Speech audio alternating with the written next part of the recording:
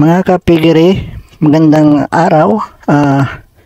Pag-usapan natin ngayon ang ating mga alagang baboy. Ang ating topic ngayon, ito tungkol sa ating mga bagong walay na biik. Ang mga bagong walay na biik, siyempre sa una, mahilap sila. Parang tatatakot sila sa iyo. Kapag ganun talaga nangyayari, kapag kung lalo na kapag hindi ibang galing sa ibang lugar o kaya sa ibang kulungan, kapag nilagay mo siya sa bagong kulungan nila ngayon, sila ay mahilap. Kumbaga, hindi mo sila malalapitan, kahit bigyan sila ng pagkain, lumalayo.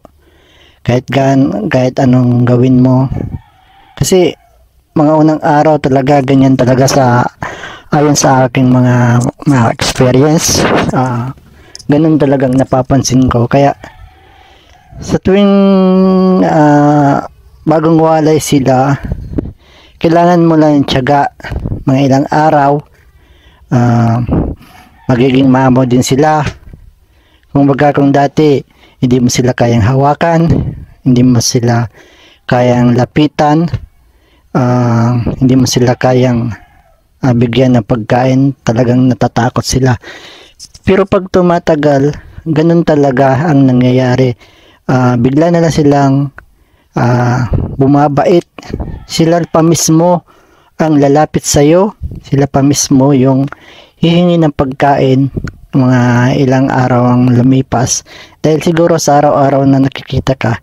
Pero wag mong gagawin pag mga bagong walay sila, wag mo silang tatakutin, wag mo silang gugulatin, kasi lalo silang matatakot.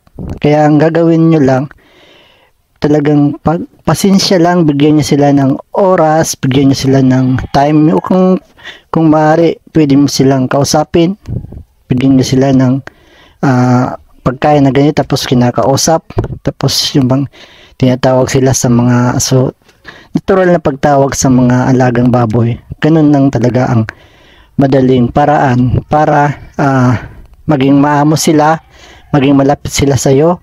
Kaya ang pagbababoy, wag tayong mahiya, wag natin ikahiya ang pag-aalaga ng baboy, dahil ito ay nagbibigay din sa atin ng kaginhawaan minsan, lalo na pag mahal yung mga live, yung mga buhay na baboy. Minsan pag mahal ang biik, dito rin tayo kumukuha ng mga source of income, di ba? Kaya tiyaga lang.